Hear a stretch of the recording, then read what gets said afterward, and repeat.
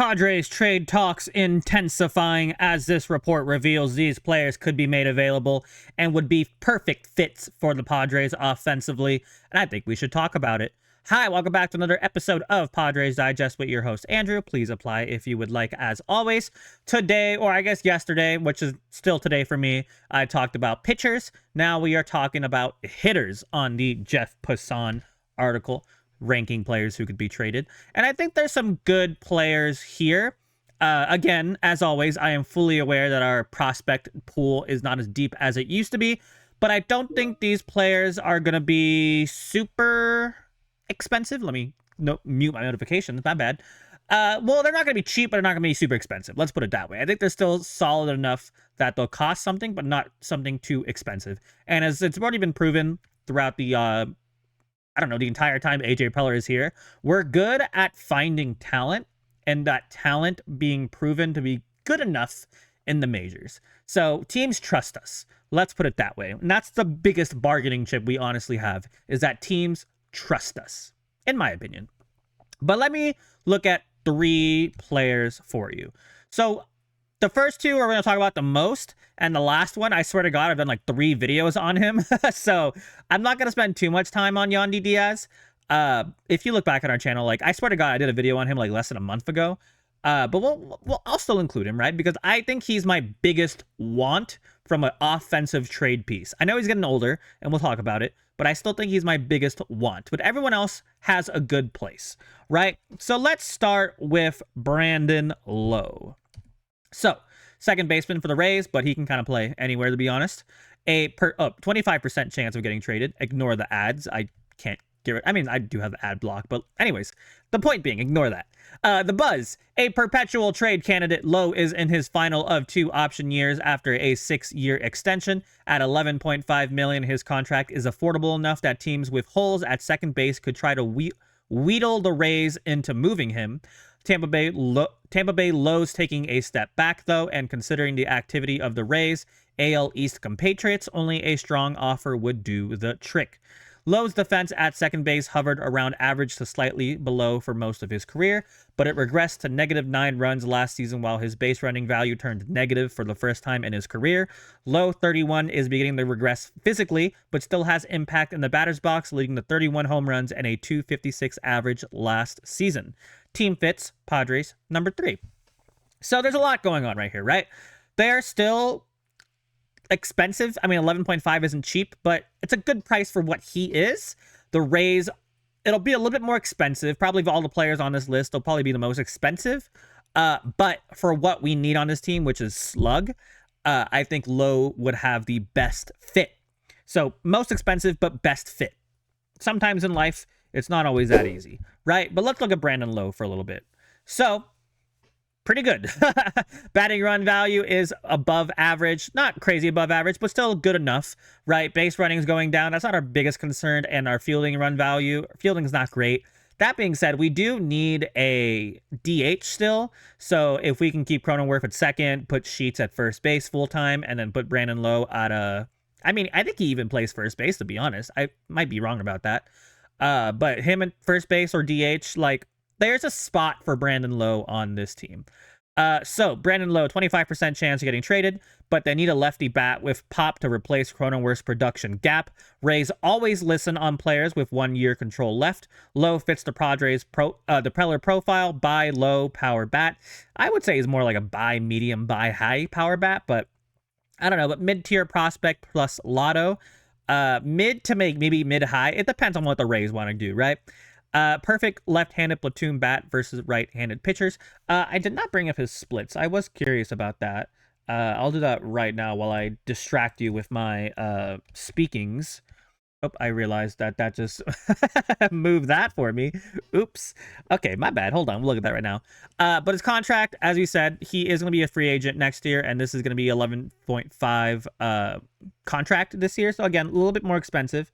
Okay, let's see. Against lefties, not great. But against righties, very good. But he's an everyday bat. So, we face more righties than we do lefties in the MLB.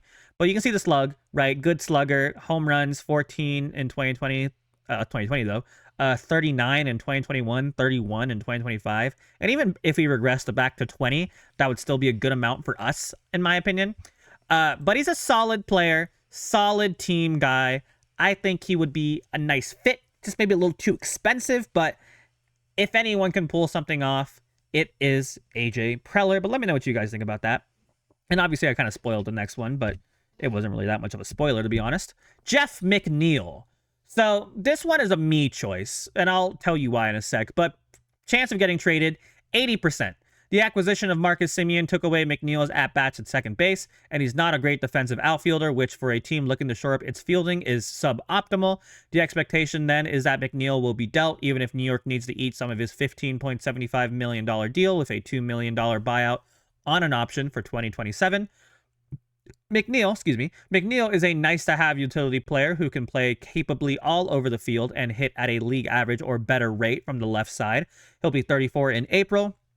Isn't an impact type of player and has had some injuries the past few seasons, but he's a valuable role player on a contender or a nice upgrade for a small market club looking to fit its offensive floor. Team fits. You'll notice the Padres are not on there, but I think there's a spot for Jeff McNeil somewhere on this team, whether it's an everyday starter or if he's cheap enough, someone who can like fill in some small gaps or like there's an injury or something. But as you can see, not horrible. Like, he doesn't strike out that much. He gets a good amount of walks. Like, his on base is pretty good. It's not amazing, but it's good, right? Doesn't chase. I mean, he's around average on chase, but he does not hit the ball very hard. He gets the sweet spot a lot, but he doesn't hit it very hard. And that's why his batting average was only 243. So 2023 was 270, and it's been dropping off slowly. Home runs have gone up a little bit, but again, 12 home runs. He's not I mean, his slug is actually not that bad. I mean, 411. But my point being, he's not a home run hitter, right? But he's a high trade likelihood, which means the Mets want to get rid of him. Would they trade for with us? I don't know. But a high contact, low strikeout, versatile left-handed hitter. Mets want to shed payroll plus roster crunch after Semien. Low to mid prospects. Mets may eat some money. Ideal number 1 or 2 hitter, slides around second, left, right field. I even saw he can play first base again, which would be a good fit for us because we need a first baseman. I'm not saying he's the best pick. I'm not saying he's the guy who's going to, like, fix the team. I'm not saying he's the guy who's going to, like, I don't know, solve all our problems. But as you can see, like, from his stats below, he's been a very good hitter. It's just not, he's getting older, right? He's getting older. It's I don't know, natural. It's expected. But if they eat the contract and we pay $8 million, I don't know. I don't think that's not worth it. I think if he's cheap enough and they eat enough of the contract, he would be like a better Jose Iglesias. You know what I mean? Yes, this is kind of a stretch, I'm not going to lie, but I think there's potential there, is all I'm trying to say. And then finally, the last player, Yandy Diaz. Again, I've talked about him a billion times, but 25% chance of getting traded on a $12 million deal with a $10 million club option that vests at $13 million with 500 plate appearances next year. So if he makes 500 plate appearances next year, it'll have a $10 million club option. Diaz's contract is very affordable. Whether the Rays are willing to trade him is another question. They've got Jonathan Aranda at first base, and they've got enough DH bats to go around. And yet, there's skepticism that they'll move Diaz, who has spent the last 7 seasons with the team. Diaz, 34, doesn't offer much base running or defensive ability, but he's reliable at the plate. If he can get close to last year's number, 300 average and 25 home runs, he'll be a huge bargain, and his option would be an easy pickup. Given his age, his bat speed could decrease soon. Team fit. Number 1. Padres.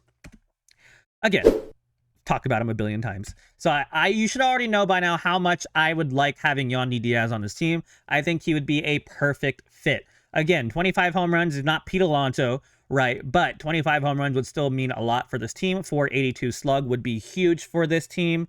Basically, everything is red on that besides sweet spot and barrel. So what's not to like? And he can be a DH. He can be a first baseman. He can do like a Arraez and O'Hearn type situation where they split first base reps. But Padres love a bat-first guy to lengthen the lineup for cheap. Yandy Diaz fits the buy a bat to make offense declines approach. Wait, buy a bat to mask offense declines approach. I can read why he's lower. Age 34, defensive ground grade with primarily DH. Rays may prefer moving Lowe instead, which I would take.